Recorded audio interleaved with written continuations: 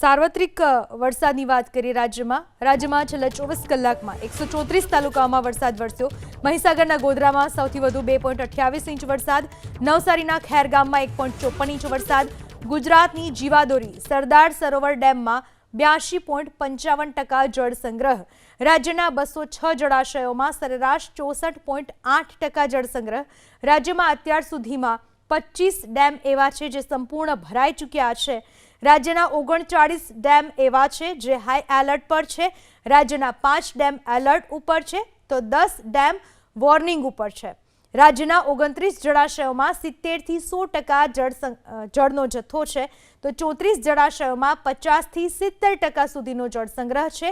47 જળાશયોમાં 25 થી 50% સુધીનો પાણીનો સંગ્રહ છે। 71 જળાશયોમાં હજુ પણ 25% થી ઓછું પાણી છે।